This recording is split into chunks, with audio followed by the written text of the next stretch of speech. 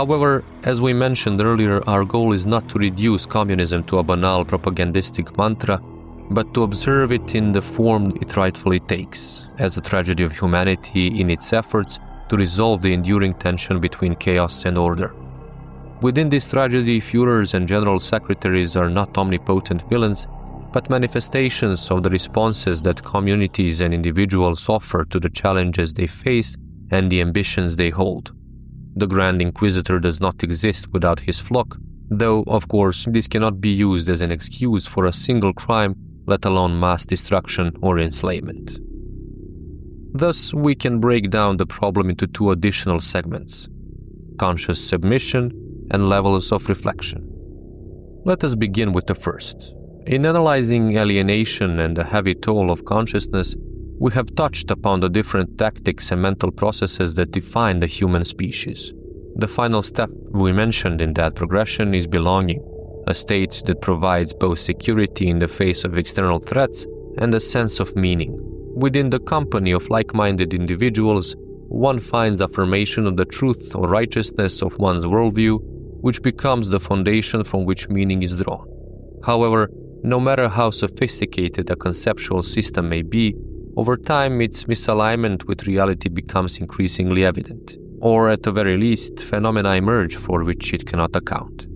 As a result, even those who show no great spiritual breadth or serious concern for the structure of existence inevitably enter into a cycle of doubt, disillusionment, consolation, or something similar. One unconscious tactic that arises in such moments is the search for an authority, someone who, at the cost of submission and domination, relieves one of the burdens of heavy thoughts, decisions, and responsibility. This is a response not only to the need for existential security, but also to the need for distinguishing good from evil in critical moments and the need for understanding in Dr. Pillman's sense. Here, we are not merely speaking of belonging and union through shared ideas, but of leadership and union through command. In this way, even the previously discussed abstractness of ideals, which makes them prone to differing interpretations, is overcome through the appearance of their supposed embodiment in the figure of their interpreter, the leader. Thus, this understanding is further enriched, as it enables one to grasp everything without knowing anything, while also providing an arbiter, someone who is both authorized and ideally capable of resolving doubts and answering counter-arguments, thereby re-establishing or strengthening conviction in the framework that gives rise to such understanding. This brings us to the Grand Inquisitor, whom the engineer from the movie Stalker as well as myself have repeatedly invoked as the archetype of the benefactor of mankind, and to the question, what would an unannounced visit from Christ to his children look like? And I don't mean the famous return at the end of days, but rather an informal visit before that final hour. And what would the relationship between the ideal and the institution look like? In the story we're referencing, the Inquisitor represents the manifestation of organized religion, authority, and ambition, but also the human response to the aforementioned tension between order and chaos, freedom and security. He is the earthly interpreter of sacred mysteries and of the true nature of human happiness, who one day, quite unexpectedly, comes into contact with Christ, light, truth, and power incarnate. And the masterful portrayal of the dynamic between these two as given to us by Fyodor Mikhailovich remains deeply relevant to the argument we are constructing. Witnessing the people's rapture at the appearance of the God-man, the Inquisitor orders Christ to be seized and imprisoned. During a nighttime visit to the dungeon where the Savior is held, he delivers a monologue laying out his vision of the human condition. He believes that Jesus overestimated human strength when he gave them freedom of will, and he emphasizes that the sea of choices laid before man, manifested anew each day, is an unbearable burden for the majority who yearn for order and safety. By granting them free will, Christ in fact condemned humankind to agony, confusion, and inner torment.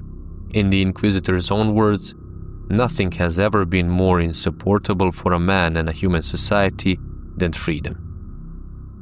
Christ's transgression, according to the Inquisitor, can be understood through the lens of the temptations he endured in the wilderness, where he chose a path that ordinary people cannot follow.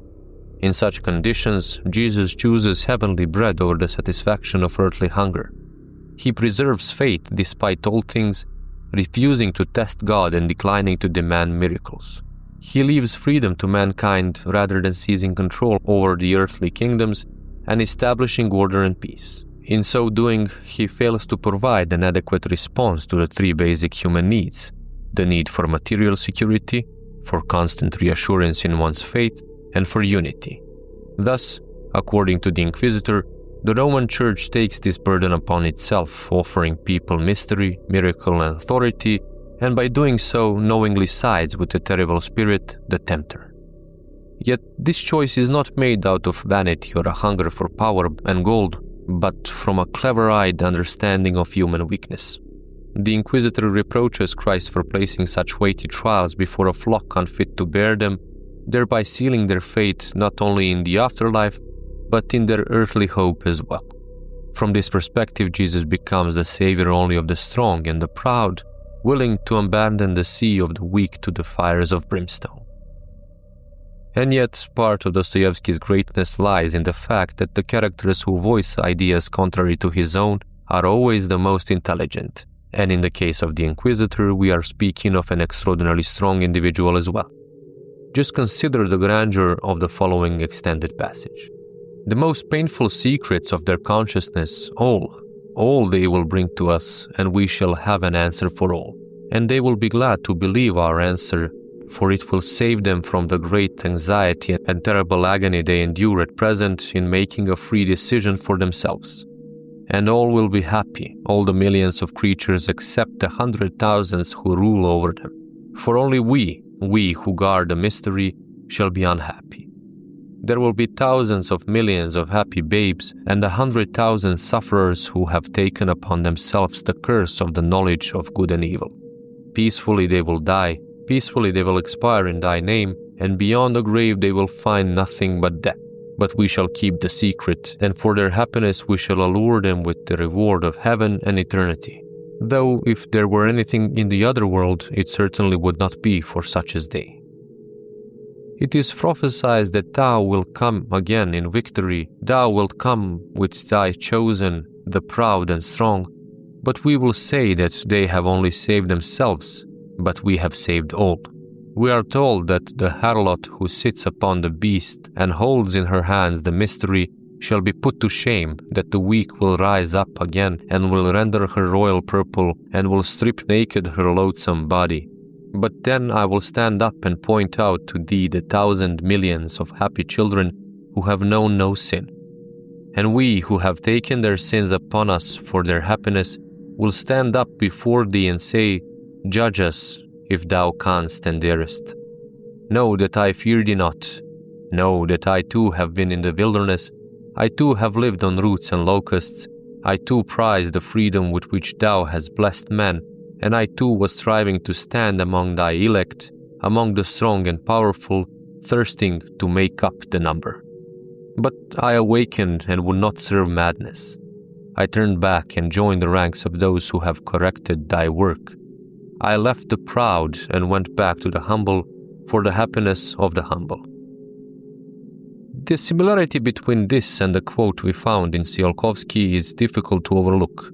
Though their motives differ, both he and the Inquisitor, once aware of the advantages they derive from their own strengths and the weakness of others, each in their own way resolved to contribute to humanity's salvation. Yet the saddest part of the Inquisitor's tale is likely that which concerns the reaction of the faithful flock. Even though they witnessed Christ's return through his deeds, even though they see the clear injustice of his imprisonment, they still fall prostrate before the Inquisitor, receiving the blessing of the very man who seeks to banish the truth and the light. We cannot ignore the resemblance between this and the nostalgic reflections on communism, with its public veneration of proven criminals such as Joseph Vissarionovich Stalin or Josip Broz Tito. In the same manner, even after being set free from mind control, most of Monolith's warriors remain faithful, calling upon him to return. Thus, the Inquisitor is not merely a greedy villain, but a man who, for the sake of humanity's happiness, takes the burden upon himself. Here, happiness is placed above freedom and the knowledge of good and evil, that is above consciousness and choice. Like the inevitable consequence of Frederick Schuhart's wish, the Inquisitor is willing to forego the greatest gift bestowed upon humanity because the price of that gift is unbearable. Naturally, in doing so, he joins the ranks of the proud, convinced of their own exceptionalism and the right to judge reality and decide in the name of others. But let us return to the Zoe. The three fundamental temptations faced by Christ are mirrored here as well. The fireside conversations reveal that all faction members are haunted by the specter of hunger from which they cannot escape. Despite their proclaimed ideals, all are plagued by doubt, by introspection, and by an unspoken longing for a miracle that might restore their faith in their chosen path. In the end, even in an environment of mortal peril, humankind remains divided, conflicted, and incapable of uniting under a single banner that might transcend tribal organization. And it is precisely in such circumstances that we encounter the sea consciousness as an embodiment of the Grand Inquisitor, and the monolith as a mystery, miracle, and authority. Until the revelations of Doctor and Strelok, no one knows the monolith's origin, its substance, or its purpose. No one knows what lies behind it. It simply is the epicenter of the zone, the physical manifestation of its mystique and secrecy. Besides being a mystery, the monolith is also a miracle worker, at least in the stories told about it. It is the wish granter that beckons the faithful and promises earthly wonders that captivate the human mind. It is also an authority the great monolith invoked in the prayers of its warriors, uniting a scattered human mass into a single operational organism, soothing their thoughts and lifting the burden of freedom and responsibility.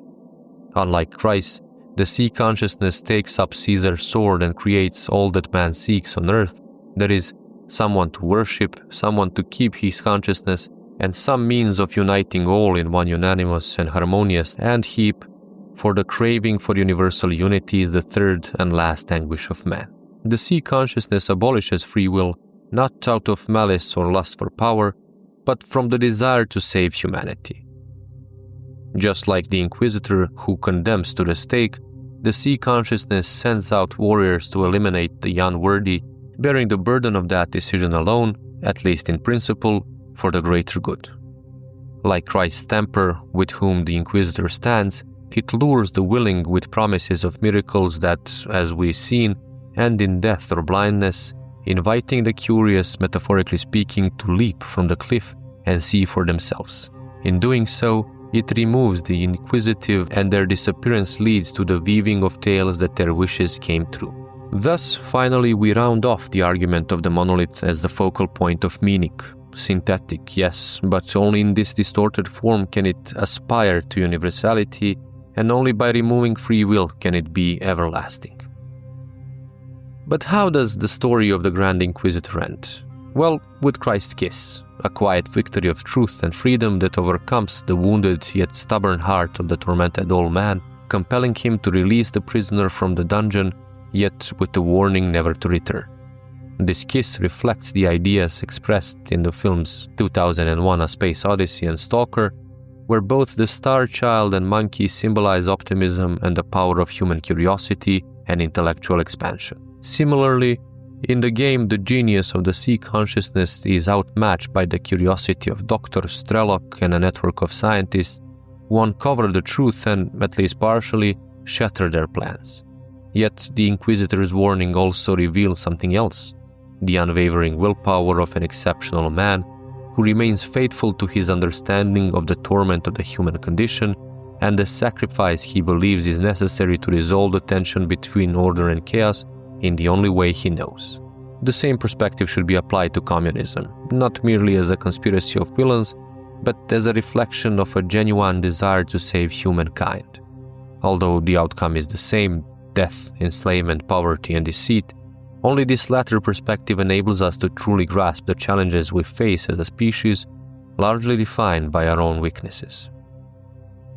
With the previous segment, we reflected on the morality of the struggle for an earthly paradise, the justification of the price at which evil, misery, and suffering might be removed from the world, and the duties that the strong and wise have in the fight for the salvation of all, not just their own souls. The institutionalization of this fight, its framing, and the actions taken to realize it provides a semblance of order and comfort to the masses, but rests on narrowing or removing freedom of choice and reducing the appearance or perception of reality. Such a move is inevitably doomed to fail, as history's abundant examples of institutional decay demonstrate, for reality will inevitably reveal its true scope. I believe most would also agree that this is immoral, considering the sacrifices it demands, regardless of good intentions.